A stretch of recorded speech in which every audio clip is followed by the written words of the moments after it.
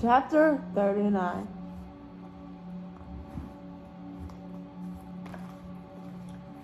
Spirituality, the deeper layer. A disciplined mind leads to happiness. An undisciplined mind leads to suffering. Dalai Lama. Look at consciousness as a function of matter and you have science. Look at matter as a product of consciousness and you have spirituality. I'm going to spell this person's name, okay? Because I have no idea what it says.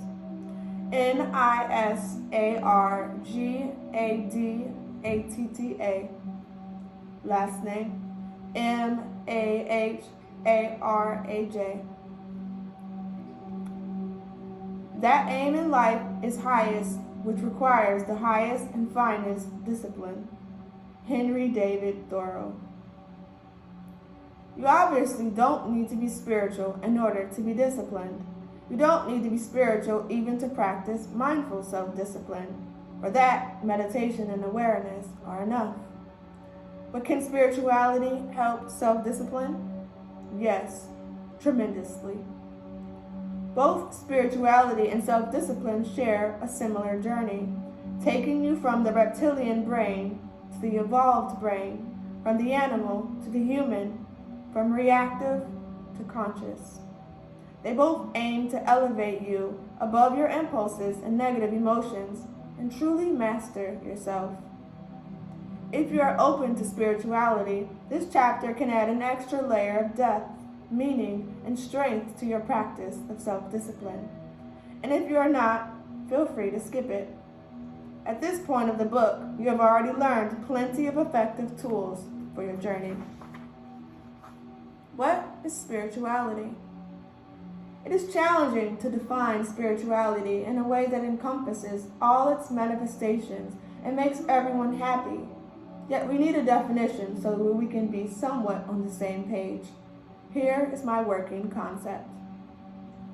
Spirituality is a world view and a way of living based on the intuition that there is more to life than what meets the senses, more to the universe than just purposeless mechanics, more to consciousness than electrical impulses in the brain, and more to our existence than the body and its needs. Spirituality embraces this mystery and seeks to explore it. It often involves a belief in a higher form of intelligence or consciousness as the source of the universe, as well as life after death and the existence of subtler levels of reality. It is an answer to the deep human thirst for meaning, peace, connection, and truth. It incorporates the transcendental aspect of human existence, the depth of our being, and gives context to transcendental experiences. Spirituality is not the same as religion. Religion is one of the manifestations of spirituality, but you can also be spiritual but not religious. For the purpose of this chapter, it doesn't matter what form of spirituality you practice, but only that you have awareness of the non-material aspect of life and willingness to explore it. There is a lot of scientific research showing the mental health benefits of a spiritual practice. Recent studies have reported positive outcomes of a spiritual worldview and practice for the purposes of treating depression, anxiety, PTSD, schizophrenia, and trauma, as well as for patients coping with illness such as cancer. More of such research is bound to come as the scientific inquiry on meditation deepens. For the purpose of this book, we will just focus on how spirituality can support your self-discipline and how self-discipline can support your spirituality. Let's begin with the former. Spirituality for self-discipline. When we sit down day after day and keep grinding, something mysterious starts to happen. A process is set into motion by which inevitably and infallibly heaven comes to our aid. Unseen forces enlist in our cause. Serendipity reinforces our purpose. Stephen Pressfield. Spirituality almost always brings with it strong values such as integrity, compassion, patience, forgiveness, self-control, determination, awareness, and morality. It requires honest self-reflection. It asks you to develop certain virtues and do certain practices regularly. All of that, of course, requires self-discipline. Indeed, the word discipline and the word disciple have the same root. Discipline is what is required for growth and learning.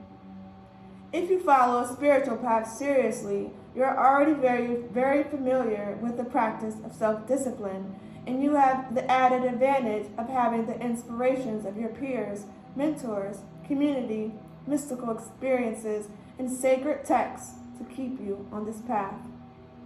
Spirituality also brings greater peace of mind, calms down your impulses, and makes you more resilient. It gives you a stronger sense of self-worth because you see yourself as something greater than your body and personality. Some call it self-awareness, spirit, soul, or Buddha mind. It also gives you greater ability to forgive yourself for your mistakes and practice self-compassion because you see your failures as just small hiccups along the endless journey of personal expansion, purification, transcendence. Your vision is broad. The power of faith. As we saw throughout the book, self-discipline requires the virtues of self-belief, perseverance, and sacrifice. Chapters 12 and 13. All of these are naturally developed when you have strong faith in something because faith allows you to bypass doubt completely. Faith is not a conclusion, it is a decision, an emotion, or an experience. It is not the end result of analytical thinking. It is transitional. It is transrational, It belongs more to the realm of feeling than that of reason. And it is not the exclusive domain of religion. You have to trust in something. Your gut, destiny, life, karma, whatever. Steve Jobs. When Tom Robbins was asked what was the core belief that has been most helpful in his life, he replied that life is happening for you, not to you. The same message is echoed by many other voices in the personal development world, under different forms. And it is a belief, an act of faith. It is something that you cannot prove true or false, but is definitely helpful and empowering.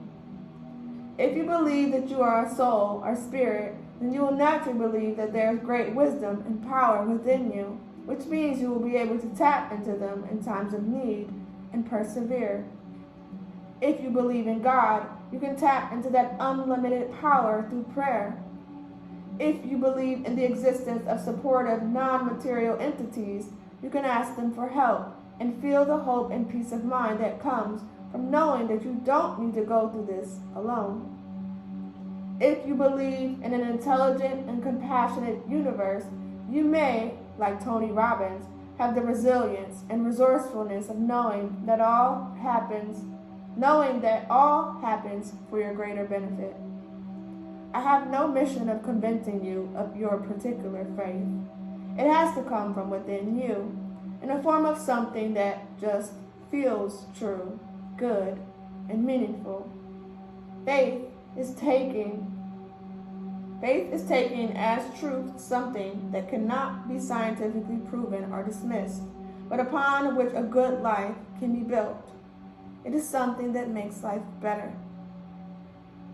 The most important decision we make is whether we believe we live in a friendly or hostile universe. Albert Einstein. We live better when we have trust in a higher intelligence and in the inherent goodness of the universe. Faith is the thread that can be used to organize the chaos of life, the unknown, and make sense of it. One day you might need to replace that thread, but until then, it would have served you well.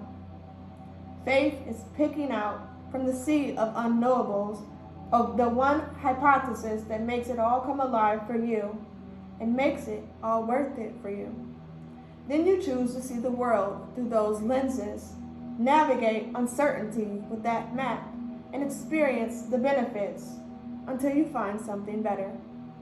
This is not irrational, it is transrational. It is not foolish, it is wise. It is not narrow-minded, it is empowering. At the very least, you need to develop strong faith in yourself, unwavering faith in yourself, so you stand like a mountain that no wind can move, so you be a light unto yourself. This is also spirituality. As one of my favorite meditation masters, Swami Vivekananda says, you cannot believe in God until you believe in yourself. Long-term outlook. Self-discipline is the art of prioritizing long-term goals. This is another area in which spirituality empowers self-discipline because its outlook on life is really long-term. If you seriously follow a spiritual path, you will tend to be more disciplined. Spirituality involves long-term thinking. Spiritual people consider the consequences of their choices, not only for a few years from now, what is typically considered long-term, but also for their future lives. Whether it is under the context of the Judgment Day in Abrahamic religions, or of karma in Eastern religions, the idea is that what you say and do here and now matters a lot, and for a long time. As a result, you tend to pay more attention. You tend to live more mindfully and make more thoughtful decisions. This broader outlook facilitates the practice of shift your focus. Chapter 18. Another benefit of having this longer time scale for your life is that you tend to worry less about the small stuff. You gain more inner space and a broader perspective. As a personal example, I believe in the theory of reincarnation, and I cannot tell you how many times this broader time scale has helped me to get perspective on the problems and difficulties I was facing. Every challenge and worry looks incredibly small from that 100,000-foot view. From that point of view, there is no need to be anxious or to fear. When you have long-term perspective and yet understand the value of every moment, then it is much easier to get up every time you fail. Stronger sense of purpose. Many spiritual philosophies emphasize having a strong sense of purpose.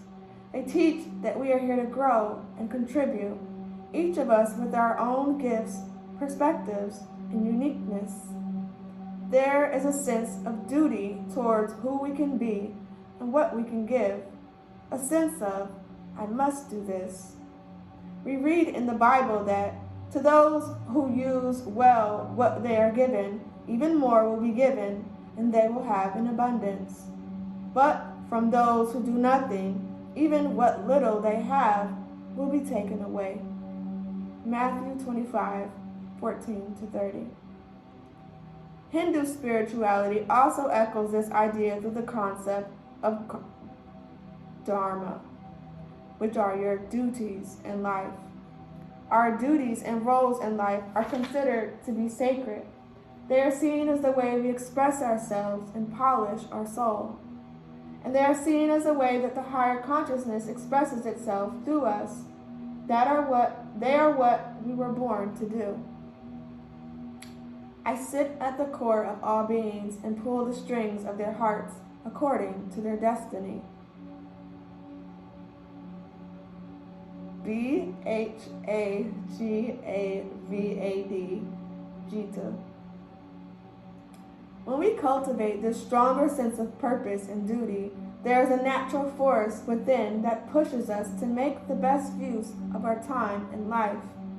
Charged with this spirit, it becomes much easier to stay focused on what matters, to overcome procrastination, and to persevere on the path of our calling.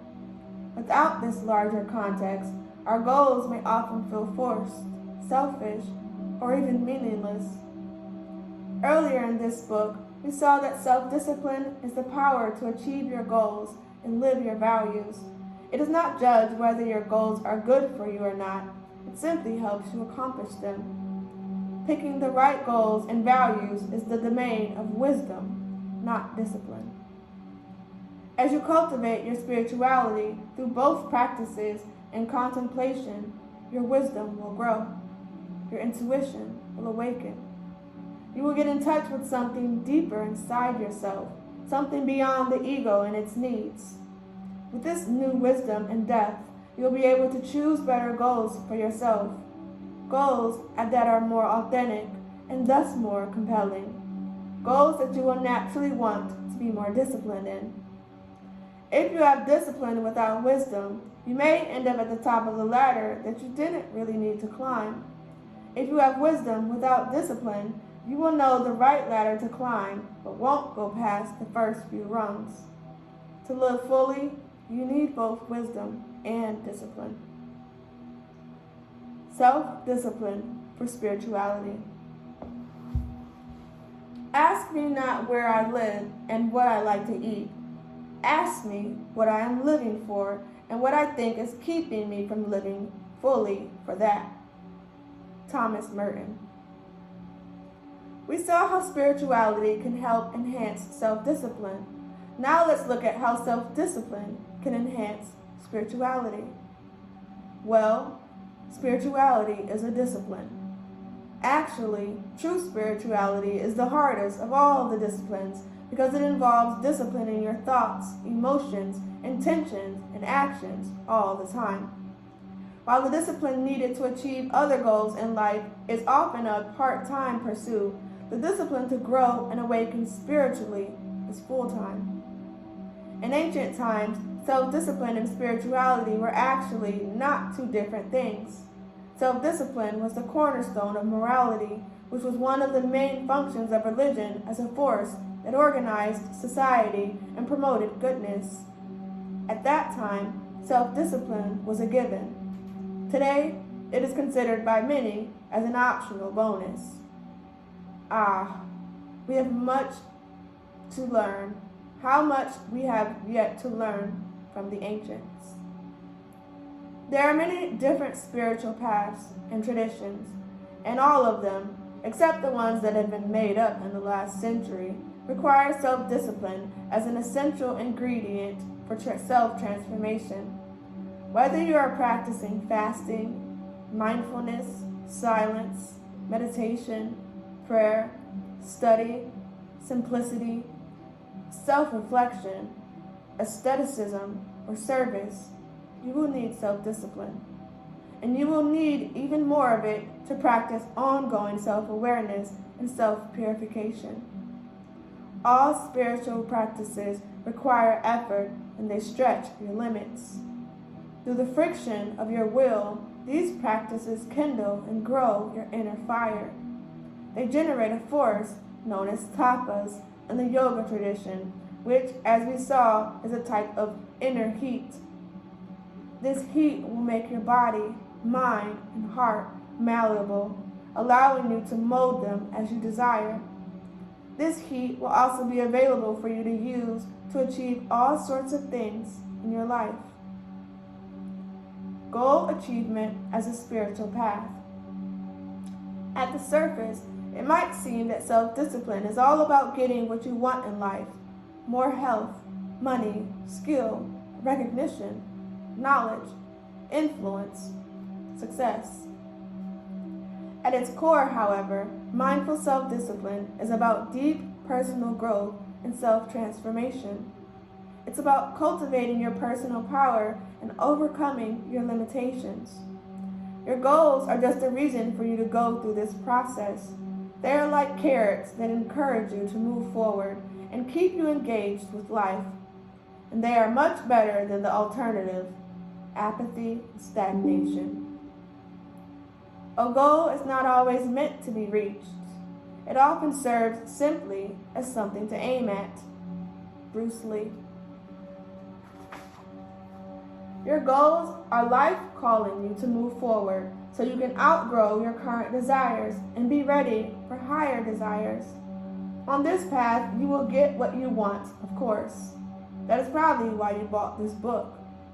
But after a while, you will begin to notice that the fulfillment you experience after achieving a goal soon normalizes and then opens the way for something bigger. Once you achieve your goals, you'll outgrow them. This is the journey of mindful self-discipline. From goal to goal, you grow as a human being. From goal to goal, you go from outer to inner, from external values to more internal values. A point will come where your interest naturally turns towards spirituality and service in one form or another. When that happens, the self-discipline you have developed to achieve your so-called worldly goals will be extremely valuable for you. You will see that your goals and desires have served as a training ground for self-discipline and prepared you for a bigger journey. A new spirituality. Joseph Campbell said, "Follow your bliss." The spiritual masters say, in pursuit of higher bliss, let go of the smaller bliss. This letting go doesn't need to be forceful. It doesn't need to feel like self-denial. Just as a child eventually loses interest in playing with children's toys without needing to force him or herself to abandon them, we can also organically outgrow our goals and needs by fulfilling them wisely. This is more organic and gentler to yourself. Spirituality has traditionally been associated with self-denial, rejection of the body, and renunciation of worldly ambitions. That is the old way of spirituality. You were to abandon your material goals rather than strive to fulfill them. You were expected to be desireless rather than moved by desire. You were expected to let go rather than go after. In my life, I strived to follow that path for many years and learned much from it. But I noticed that this approach is for very few people. Indeed, if you are not a monk, that type of spirituality will not suit you fully. A part of you will always remain disconnected from it. You may even feel guilty, divided, numbed, or not good enough. The world needs a new type of spirituality, a spirituality that is more integrated, engaged, empowering, and active. A spirituality that fulfills your needs rather than asks you to face them. A spirituality that empowers you to better achieve your worldly goals and that uses this journey as a path to something higher. A spirituality in which you outgrow your healthy desires by fulfilling them wisely. Mindful self-discipline allows you to do that. It empowers both material goals and spiritual aspirations. That is the spirit of this book. The journey of a lifetime. On several occasions, my wife, who probably knows me better than anyone else, has expressed her astonishment at how I persevere with things and stick with my chosen disciplines even if I am not getting the expected results for years. Well, dear reader, now that we are approaching the end of this book, I can tell you a little secret. Faith is my secret weapon. It supercharges my self-discipline. I'm spiritual, but not religious. Over the years, what I believe in has changed. My faith has changed, but not the strength I derive from it. And I have never ceased believing in myself, even when doing so felt silly or irrational. This has served me tremendously. At the end of the day, I don't think I have any special talents, really. I'm just incredibly stubborn. I refuse to give in. I refuse to be defined by my impulses. I refuse to allow what is easy but shallow to distract me from what is difficult but deep. I refuse to be held back by my environment and upbringing. I refuse to shy away from pain and effort. I refuse to doubt myself, even if the whole world does. This self-discipline thing's got me somewhere, so I have faith it will serve you too. Have faith in the process. Have faith in yourself, and have faith in something higher too. Stay with it and don't be in a hurry. This is the journey of a lifetime. Next steps. Chapter 40,